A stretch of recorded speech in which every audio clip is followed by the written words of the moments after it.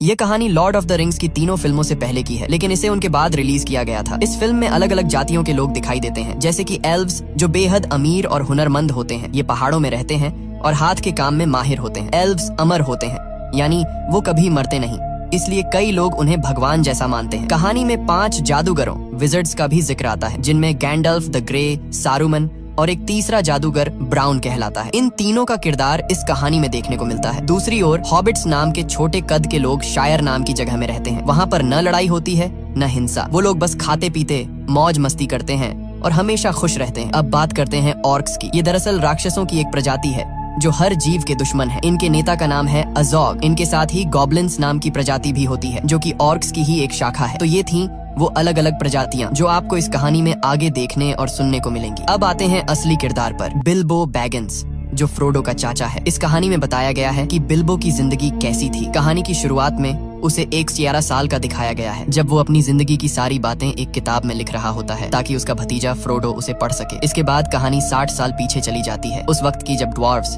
यानी बौने लोग पहाड़ों के अंदर अपने खूबसूरत शहरों में रहा करते थे। उनकी दुनिया इतनी शानदार थी कि देखने वालों को स्वर्ग जैसी लगती थी, और उन बौनों के राजा का नाम था थॉरिन ओकेनशील्ड। थोरिन का राजवंश पूरी तरह सुरक्षित था, क्योंकि उसके बेटे और पोते दोनों जीवित थे। उस समय बौने लोग ड्वार्व्स दुनिया के सबसे अमीर प्रजाति माने जाते थे, क्योंकि उनके पहाड़ों के अंदर सोने की नदियां बहती थीं। उन्हें वहां हीरे, जवाहरात और कीमती पत्थर मिलते थे, और वे इन्हें तराशने में बेहद कुशल कारीगर थे। एक दिन एक बौने को पहाड़ की गहराइयों में एक विशाल हीरा मिला। इस हीरे को हार्ट ऑफ द माउंटेन कहा गया। राजा थ्रोर ने इसे अपनी शाही ताकत और हक का प्रतीक बना दिया और इसका नाम रखा द किंग्स ज्यूल। कई सालों तक इस राज्य में सब कुछ शांति और समृद्धि से चलता रहा, लेकिन एक दिन उत्तर दिशा से एक भयानक ड्रैगन आ पहुंचा, जिसका नाम था स्माउग। यह ड्रैगन अपने मुंह से आग उगलता था और बेहद क्रूर व लालची था। उसने अपने रास्ते में आने वाले सभी शहरों को जला डाला और फिर उस पहाड़ में घुस गया जहाँ बौने रहते थे। उसने सारा सोना और खजाना अपने कब्जे में ले लिया, अपनी लालच और शक्ति दिखाने के लिए। इस हमले में वह कीमती हीरा हार्ट ऑफ द माउंटेन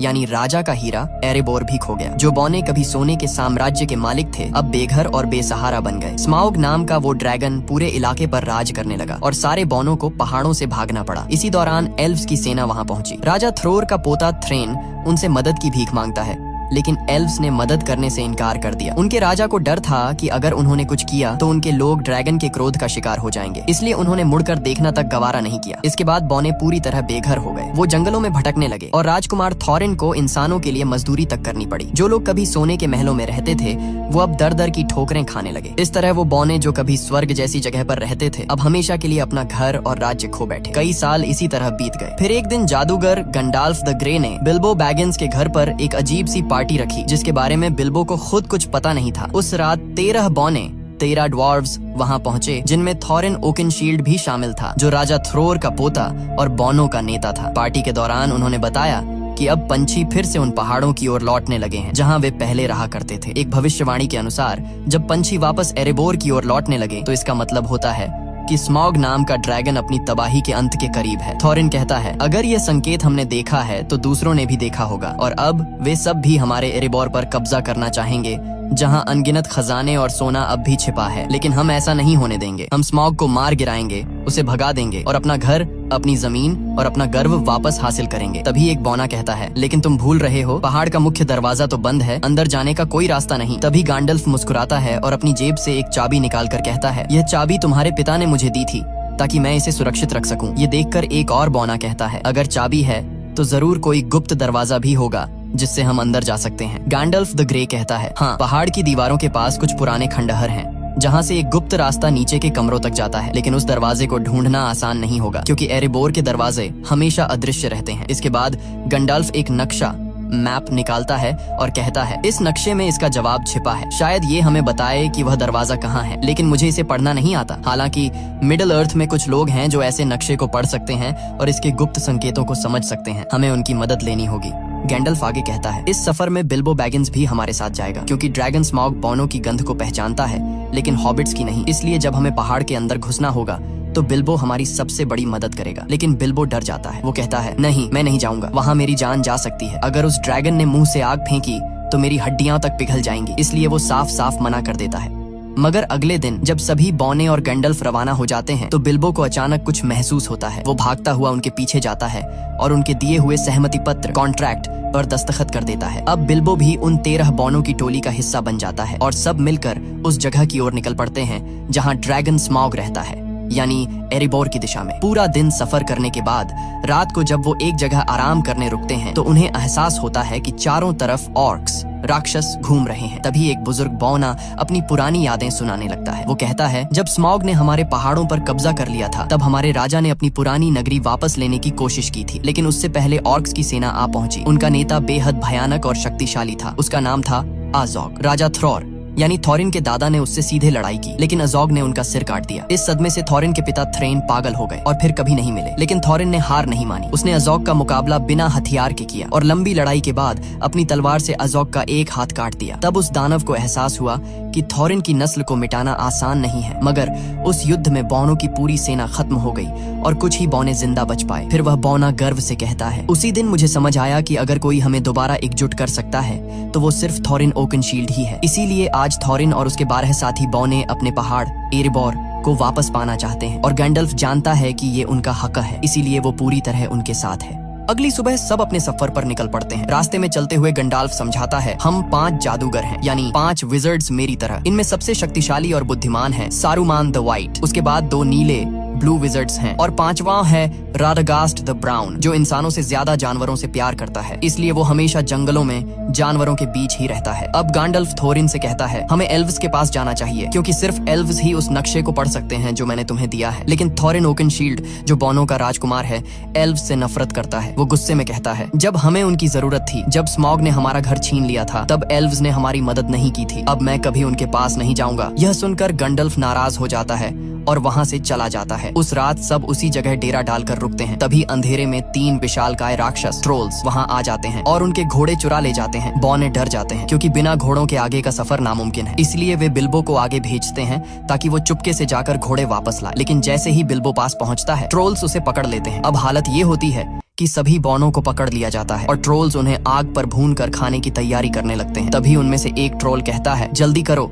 सूरज निकलने वाला है। अगर सूरज की रोशनी हम पर पड़ी तो हम सब पत्थर बन जाएंगे। इसी बीच बिल्बो अपनी चालाकी दिखाता है। वो तीनों ट्रोल से बातों में उलझाने लगता है, उन्हें आपस में झगड़वाने लगता है ताकि वक्त निकल जाए। और जैसे ही सुबह की पहली किरणें निकलती हैं, उसी वक्त गैंडल्फ ऊंची चट्टान पर खड़ा होता है। वो अपनी जादुई छड़ी से उस चट्टान पर वार करता है और चट्टान टूटकर 2 हिस्सों में बट जाती है। उसके पीछे से निकलती हुई सूरज की तेज किरणें सीधी ट्रोल्स पर पड़ती हैं और देखते ही देखते तीनों ट्रोल्स पत्थर बन जाते हैं। इस तरह बिल्बो की समझदारी और गैंडल्फ के जादू से सारे बौने बच जाते हैं और उनका सफर फिर से जारी होता है।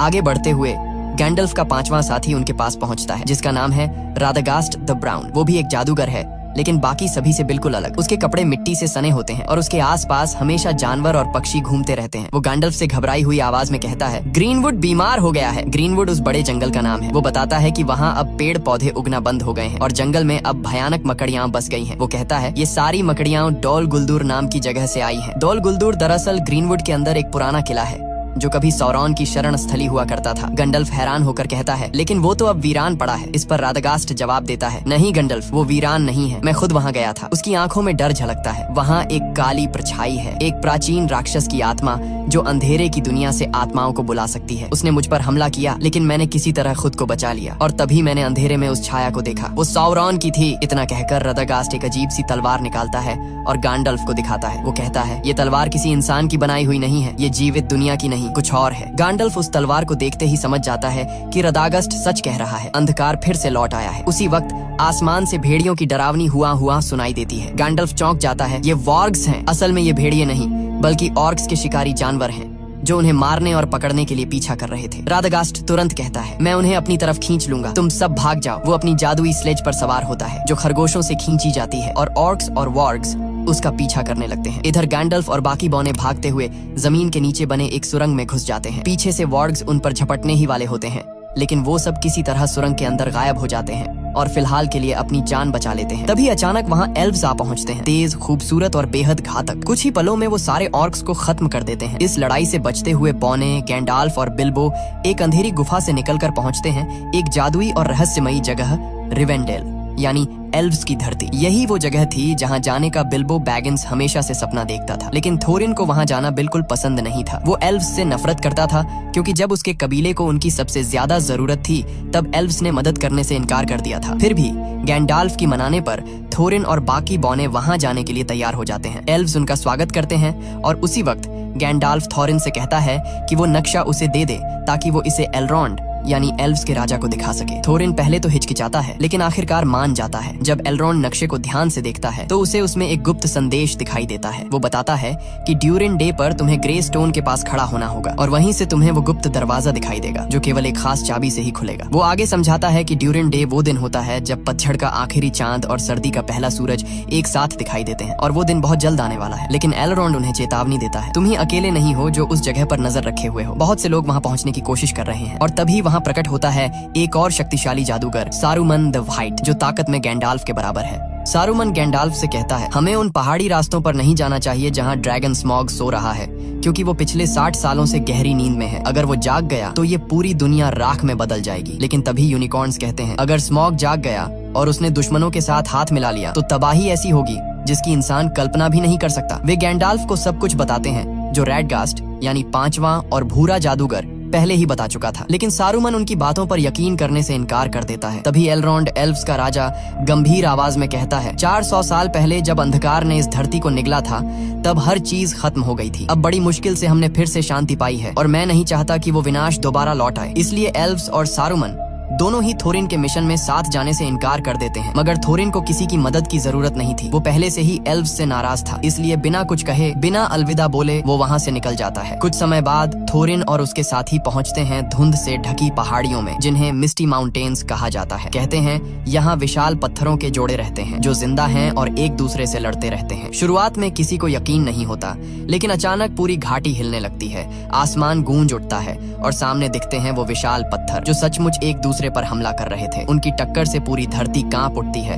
और थोरिन का दल अपनी जान बचाने के लिए भागने लगता है। कोई और रास्ता न देखकर वे पहाड़ों की गुफाओं में छिप जाते हैं, लेकिन जैसे ही वे अंदर जाते हैं उन पर हमला कर देते हैं गॉब्लिन्स, डरावने, कुरूप और खून के प्यासे जीव। वे सारे बौनों को पकड़ लेते हैं और गहराई में ले जाते हैं। उधर दूसरी तरफ दिखाया जाता है कि ऑर्क्स और उनके निर्दयी नेता एजॉग जो कभी थोरिन के हाथों अपनी बाह गंवा चुका था अब गुस्से से पागल हो चुका है। वो दहाड़ते हुए अपने सैनिकों को आदेश देता है, थोरिन को ढूंढो और उसका सर मेरे सामने लाओ। थोरिन सोचता है कि एजॉग मर चुका है, लेकिन हकीकत में वो जिंदा है और अब उसकी आंखों में सिर्फ एक ही जुनून जल रहा है, थोरिन और उसके पूरे कबीले का सफाया करने का। थोरिन और बाकी सारे बौने अब ऑर्क्स के हाथों में कैद थे। तभी गॉब्लिन्स का राजा हंसते हुए कहता है, कोई है जो तुम्हें ढूंढ रहा है, कोई जो तुम्हें मारना चाहता है, उसका नाम है एजॉग। वो अपने एक आदमी को भेजता है ताकि एजॉग से सौदा किया जा सके थोरिन और उसके साथियों की मौत के बदले इनाम के लिए। अब ये 13 बौने पूरी तरह गॉब्लिन्स की कैद में थे, लेकिन उनके साथ बिल्बो बैगिंस नहीं था। दरअसल जब गॉब्लिन्स ने उन सब पर हमला किया था उसी अफरा तफरी में बिल्बो नीचे अंधेरी खाई में गिर पड़ा। वो इतनी गहराई में जा गिरा जहाँ रोशनी का नामो निशान नहीं था, एक ऐसी जगह जिसे अंडरवर्ल्ड कहा जाता है। वहीं उसके साथ एक गॉब्लिन भी नीचे गिरता है। दोनों बेहोश पड़े होते हैं। तभी अंधेरे में एक डरावना, पतला, चमकती आंखों वाला जीव आता है, गॉलम। गॉलम यहाँ अंधेरे झीलों के बीच रहता है, मछलियां और गॉब्लिन्स खाकर जिंदा रहता है। उसके पास एक रहस्यमयी अंगूठी है, वो अंगूठी जिसमें अपार ताकत छिपी है। जब वो बेहोश गॉब्लिन को देखता है तो उसे घसीट कर ले जाने लगता है, लेकिन तभी गॉब्लिन होश में आ जाता है। गॉलम गुस्से में एक पत्थर उठाता है और उस पर हमला कर देता है और उसी झगड़े के दौरान वो अंगूठी, उसकी सबसे कीमती चीज, उसके जेब से गिर जाती है। दूर कोने में छिपा बिल्बो ये सब देख रहा होता है। वो धीरे से आगे बढ़ता है और वो अंगूठी उठाकर अपनी जेब में रख लेता है। उसे पता नहीं था कि उसने अभी अभी पूरी दुनिया की किस्मत अपने हाथों में ले ली है। लेकिन अब बिल्बो के सामने नई मुसीबत थी। इस अंधेरी जगह से निकलने का रास्ता उसे मालूम नहीं था। तभी सामने से वही डरावना गॉलम आता है। उसकी आंखों में खून उतर आया था। वो बिल्बो को देखकर गुर्राता है और कहता है, माय प्रेशस, तू यहाँ क्या कर रहा है? वो बिल्बो को मार डालना चाहता है, लेकिन बिल्बो हिम्मत दिखाता है और कहता है, ठहरो, चलो एक खेल खेलते हैं। अगर मैं तुम्हारे सारे पहेलियों के सही जवाब दे दूं और तुम मेरी पहेली न सुलझा सको तो तुम मुझे बाहर का रास्ता दिखाओगे। गॉलम मुस्कुराता है और शुरू होता है पहेलियों का खेल। मौत और आजादी के बीच एक खतरनाक दांव। दोनों एक दूसरे से अजीब सवाल पूछते हैं। हवा, आग, पहाड़, वक्त और अंधकार पर पहेलियां। एक एक करके बिल्बो सबके जवाब दे देता है और आखिर में जब बिल्बो की बारी आती है वो धीमे से कहता है, बताओ मेरी जेब में क्या है? गॉलम हैरान रह जाता है। वो 3 बार कोशिश करता है लेकिन हर बार नाकाम होता है और अब शर्त के मुताबिक उसे बिल्बो को बाहर का रास्ता दिखाना था। पर तभी उसे एहसास होता है कि उसकी प्रेशस यानी वो अंगूठी गायब है। उसकी आंखों में पागलपन उतर आता है। वो गुर्राते हुए चिल्लाता है, वो इसे ले गया, वो चोर इसे ले गया। बिल्बो समझ जाता है कि मामला बहुत खतरनाक हो गया है। वो अंधेरे में भागता है, पत्थरों पर फिसलता हुआ, और अचानक गिर पड़ता है। उसी पल उसकी जेब से अंगूठी निकलकर हवा में उछल जाती है। बिल्बो उसे पकड़ने की कोशिश करता है और वो सीधे उसके उंगली में जा फंसती है और अगले ही पल बिल्बो गायब हो जाता है। गोलम उसे नहीं देख पाता, बस उसकी आवाज सुनाई देती है। तभी बिल्बो समझता है ये कोई साधारण अंगूठी नहीं है, ये पहनने वाले को पूरी तरह अदृश्य बना देती है। उधर ऊपर दिखाया जाता है कि गैंडाल्फ ठीक उसी वक्त वहाँ पहुँच चुका होता है जहाँ सारे बौने गॉब्लिन्स के कैदी बने हुए थे। वो अपनी जादुई शक्ति से हमला करता है और शुरू हो जाती है एक भयंकर लड़ाई। गॉब्लिन्स का राजा, एक विशालकाय भयानक जीव, गर्जना करता है, लेकिन गैंडाल्फ अपनी तलवार से उसका सिर काट देता है। धुएं और आग के बीच सारे बौने आजाद होकर भागते हैं और आखिरकार पहाड़ों के रास्तों से बाहर निकल आते हैं। वहीं दूसरी तरफ बिल्बो धीरे धीरे अंधेरे से बाहर निकलता है, लेकिन गोलम उसके रास्ते में आ जाता है। उसकी आंखों में पागलपन और नफरत झलक रही होती है। बिल्बो चुपचाप तलवार निकालता है। वो गोलम को मार सकता था, पर उसी पल वो रुक जाता है। उसे उस जीव पर दया आ जाती है जो अपनी लालच और तन्हाई में खुद ही कैद हो गया था। बिल्बो उसे मारे बिना उसके ऊपर से छलांग लगाता है और भाग निकलता है। गोलम उसकी चीखती आवाज के साथ गुफा में गूंज उठता है, वो चोर, उसने मेरी प्रेशस चुरा ली। और उसी पल से गोलम के दिल में जल उठती है बिल्बो के लिए नफरत की आग। बाहर निकलने पर बिल्बो की मुलाकात थोरिन और बाकी से होती है। सब उसे देखकर हैरान रह जाते हैं, वो कैसे बच निकला। लेकिन उनकी राहत ज्यादा देर नहीं टिकती, क्योंकि तभी अचानक आसमान से आवाजें आने लगती हैं। एज़ोग और उसकी ऑर्क्स की फौज वहां पहुंच चुकी होती है। वो विशालकाय भेड़ियों, वॉर्ग्स पर सवार होकर हमला करते हैं। बौने अपनी जान बचाने के लिए भागते हैं और एक ऊंची चट्टान तक पहुंच जाते हैं। आगे रास्ता खत्म,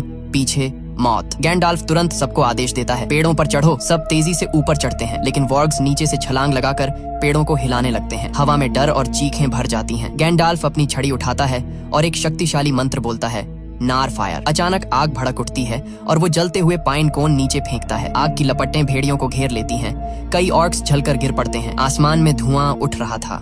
नीचे मौत थी और ऊपर टहनियों पर लटके थे थोरिन, बिल्बो और बाकी सारे बौने। और तभी कुछ ऐसा होने वाला था जो उनके भाग्य की दिशा हमेशा के लिए बदल देता। थोरिन और अजोग का आमना सामना फिर से होता है। थोरिन जैसे ही अजोग को देखता है, उसके गुस्से की कोई हद नहीं रहती, क्योंकि अजोग ने ही उसके दादा का सिर कलम किया था। वो गुस्से में अपनी तलवार निकालकर उस पर टूट पड़ता है, लेकिन अजोग बहुत ताकतवर होता है। उसका भेड़िया थोरिन को मुंह में दबोचकर जोर से फेंक देता है। अजोग अपने सैनिकों से कहता है कि थोरिन का सिर काट दो। तभी जब उसका आदमी तलवार उठाता है, बिल्बो बैगिंस उस पर हमला कर देता है, लेकिन बिल्बो इतने बड़े राक्षसों से मुकाबला नहीं कर सकता। उसके सामने 4 ऑर्क्स अपने अपने विशाल भेड़ियों पर सवार होकर उसकी ओर बढ़ रहे होते हैं ताकि उसे मार सकें। तभी बाकी बौने पेड़ों से नीचे उतरते हैं और उन पर हमला कर देते हैं, लेकिन ये ऑर्क्स बहुत ताकतवर होते हैं और बौनों के लिए उनका सामना करना मुश्किल पड़ता है। तभी आसमान से विशाल ईगल्स, गरुड़ जैसे विशाल पक्षी उतरते हैं। ये ईगल्स ऑर्क्स पर टूट पड़ते हैं, उन्हें अपनी तेज पंजों में पकड़कर हवा में उठा ले जाते हैं और नीचे गिरा देते हैं। इस तरह बिल्बो बैगिंस,